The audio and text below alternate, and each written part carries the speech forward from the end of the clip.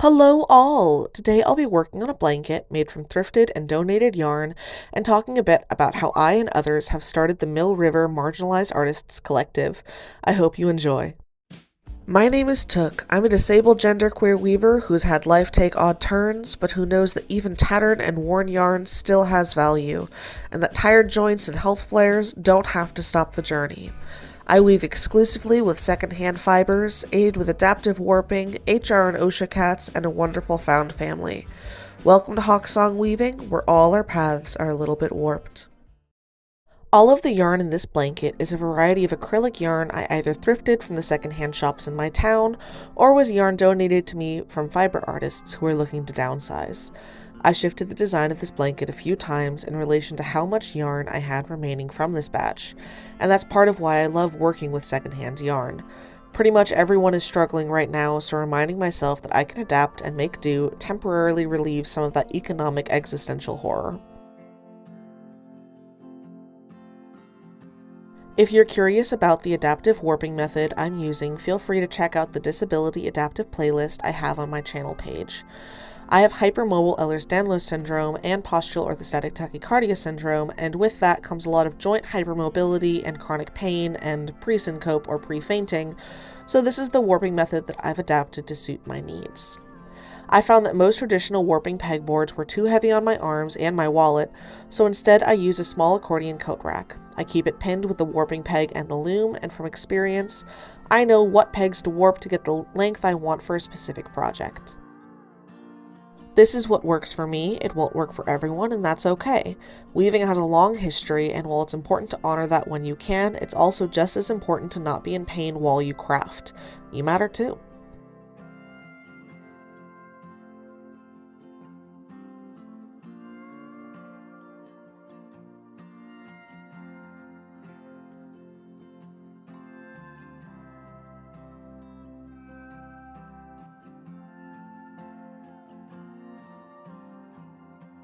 I started this weaving project on November 4th as a way to distract myself from what I could see coming. Over the course of the next 3 days, I wove pretty much continuously, stopping only to make myself eat and rest. After that, and the realization that my country had actually voted for this and the implications of it as it sunk in, I stepped away from the loom and DM'd my best friend. Over the summer of 2024, we had been talking with each other and others about a theoretical nonprofit or collectively owned business model to help support each other and other local artists. Because while there was a great art market and art culture in the area, so many of us were artists because we couldn't work a 9 to 5. Our bodies and minds were dynamically disabled enough that even if we could land a job, it would either unalive us or we'd be let go or straight up fired for having to take as many sick days as we needed. But we weren't disabled enough to be considered as such by the government in order to receive benefits. Or we had the utter audacity to marry the people we loved and therefore weren't going to receive enough benefits to help keep ourselves and our families afloat. And we were all trying to do this separately. We were all trying to make our art, apply to markets, set up our tents, sell alone all day, take down our setup, and then collapse at home only to do it again the next weekend. And it hurts in a different way than a 9 to 5, but it still hurts. Physically, mentally, socially, it hurts. And with the new political news, my friend and I realized we couldn't wait for some mythical right time. People needed hope right there and then. They needed something they could do to make a visible difference for their community. They needed a purpose. We needed a purpose. We needed to get things going. So we did. We got things going.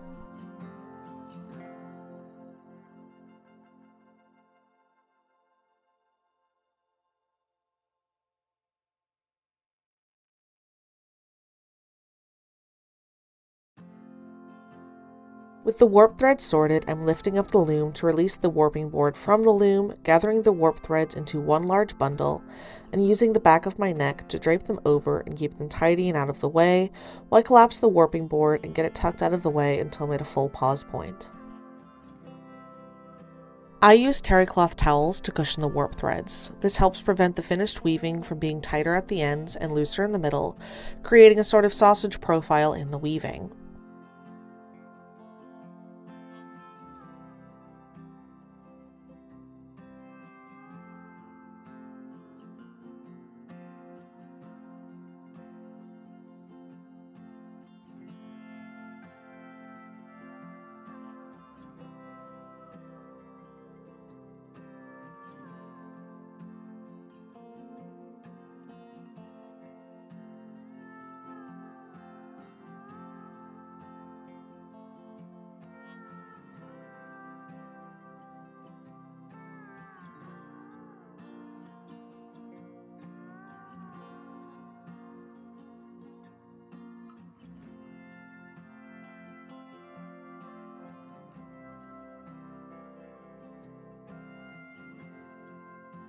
The way I warp has me cutting the warp loops at the end of winding the warp. This is what's easiest on my body. It won't work for everyone, and again, that's okay. This isn't a great angle, but I'm being careful to pay attention to how the warp threads are laying on the back bar of the loom, and the right-hand thread goes to the smaller hole in the rigid heddle reed. It's not critical, and some minor mistakes aren't the end of the world, but it does make it easier to keep the tension of the warp threads even across the entire weaving, especially for acrylic, which does not steam block as well, or at all. It will melt. Please don't try to steam block acrylic.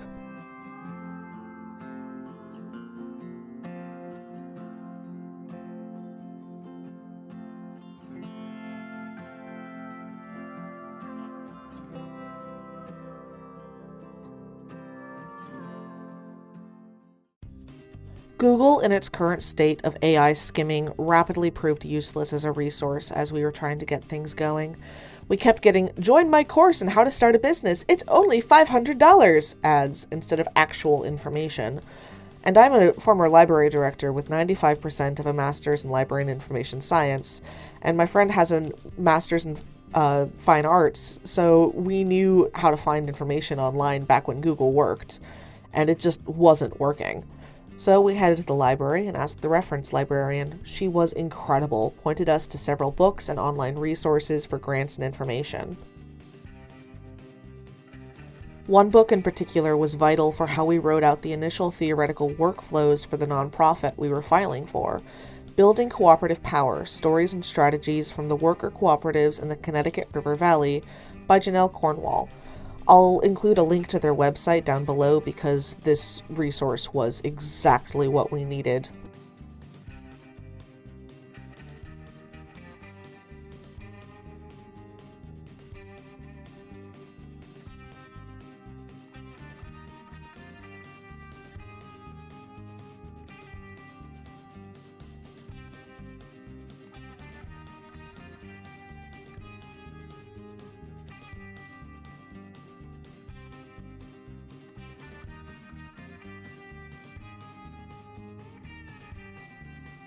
A bit of an interim, I'd like to thank you for watching. If you'd like to support my work, some free ways to do that are to like, subscribe, or follow, and share. This applies to other small artists as well. It's a great way to let the social media algorithms know that this is content worth watching. If you'd like to support me financially, there's a Buy Me a Coffee linked below, which acts as sort of a tip jar. Also know that there's so many of you absolutely fantastic and wonderful subscribers, I've been able to link the online Hawksong Weaving shop, so feel free to check out the unique hand-woven products.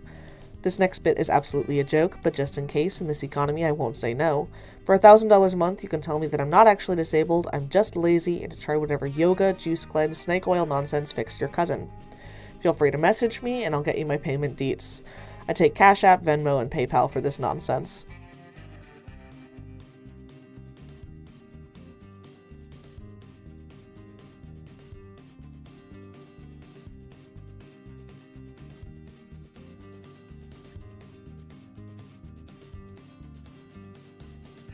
Slowly and steadily, we dotted our I's and crossed our T's and got the legal paperwork in order.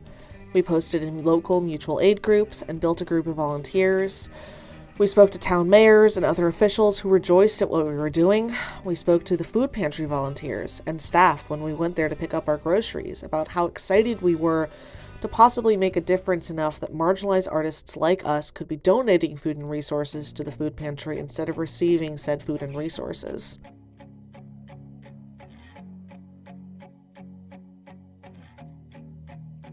And we had hard conversations amongst ourselves about how we were worried about how the influx of queer refugees from other states would add stress to the already understrained local resources. About how, yes, please come find safety, but there's already a lack of employment and housing here in Northampton, just like so many other places in the country. And those conversations only added to the fuel that was keeping our fires lit until late into the night. Because the best way to support the incoming transplants is to build that support network. Other organizations have been rallying here. Shout out to the Queer Joy Collaborative that is doing very similar work as Mermac, but focused through the lens of choir and singing. The local food shelters that are seeking more donations, the local mutual aid networks are engaging at full swing. Lists of local resources are being made and shared as we all prepare to buckle in for the next few years.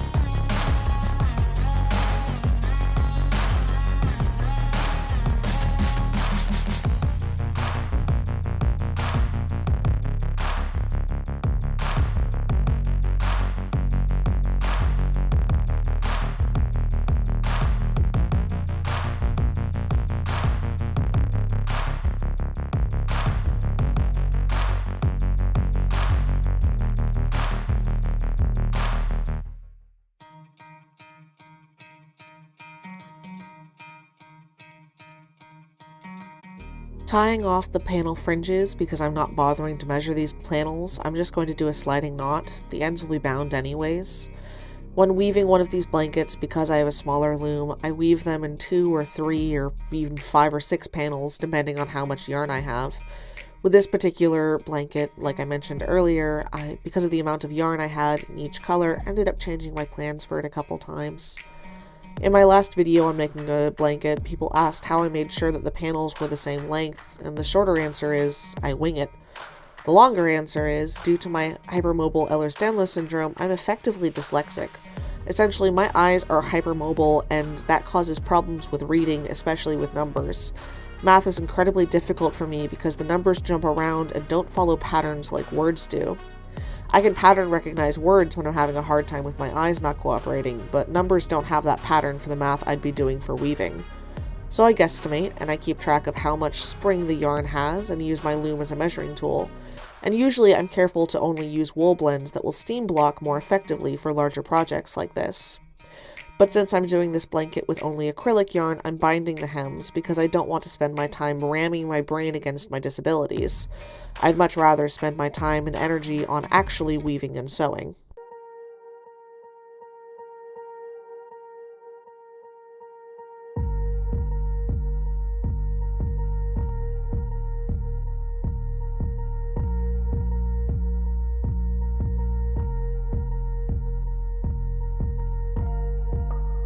The way that I sew these panels together that I found works best is to hook the needle through the weft loop of the selvage, or the edge of the panel, and the outermost warp thread at the same time, and then to do a whip stitch jumping diagonally from each panel all the way up.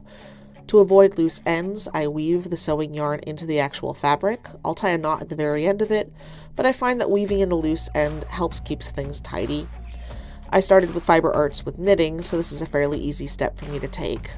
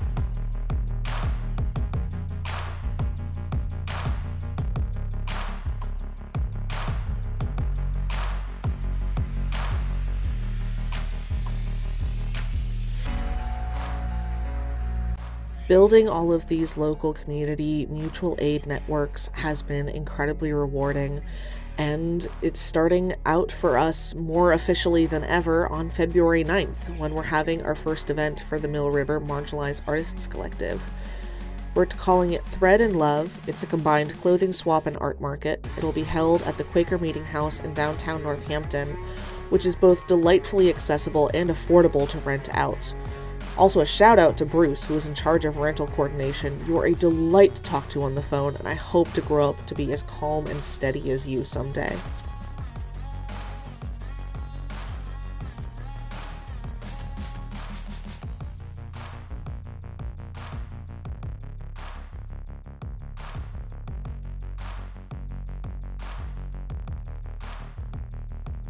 And beyond this event, we're offering tabling for other artists. We're sending in applications for vending at art markets on behalf of Mermack artists.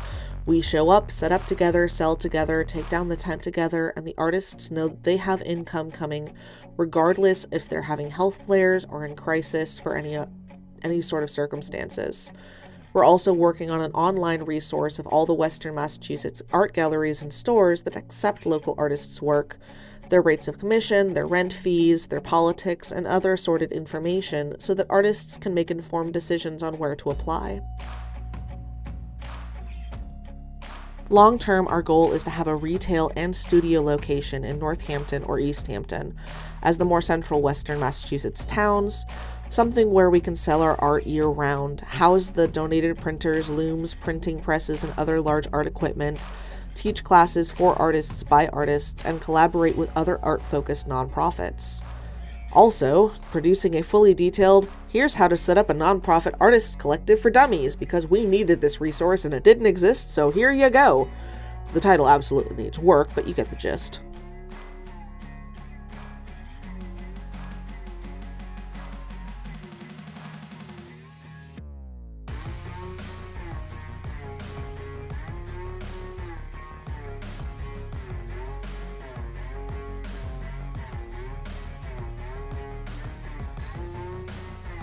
Because I knew that I'd be binding this blanket, I wasn't worried about the length, but in order to get this end all one length, I used a tight zigzag stitch, almost an applique stitch, to sew a line. This stabilizes the woven fabric and prevents it from unraveling. Like a serger, but less persnickety. For this project, I'm using quilting thread, as it's a bit stronger and I trust it more on my old sewing machine.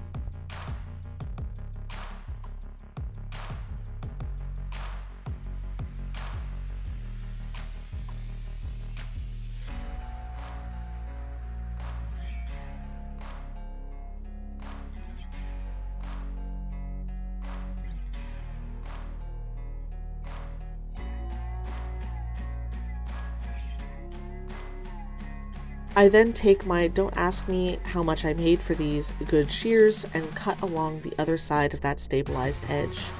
Then about 45 minutes or so for both sides to have rainbow ribbon sewn into that raw edge, then a final pass sewing the two sides of ribbon together.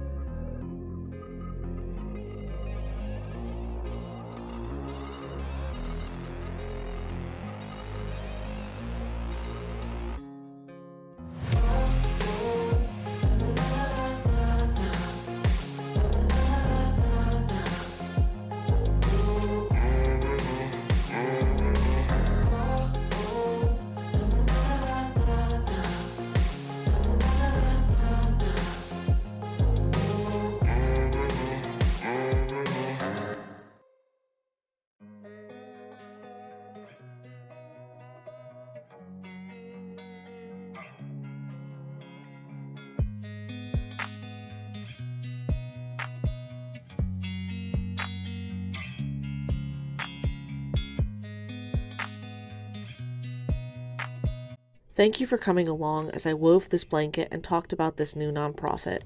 I chose these colors and patterning of donated and secondhand acrylic yarn to represent the drabness and monotone of lack of community and color and creation, and then slowly building on that lack, building community, adding different colors of perspective, identity, gender, race, sexuality, and building until it releases and is guarded by a rainbow.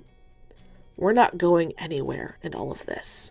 We have always been here, we will always be here, and we have outlasted everyone because this is not a choice. And we're not going anywhere. And taking care of each other is literally the only way through this.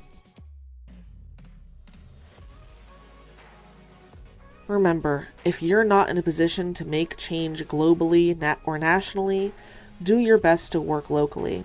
But also, taking care of yourself as a marginalized person is an act of resistance. Most of us are just trying to stay alive. So in this digital day and age, know that your shares, comments, and engagement literally fuel small artists and help them help others.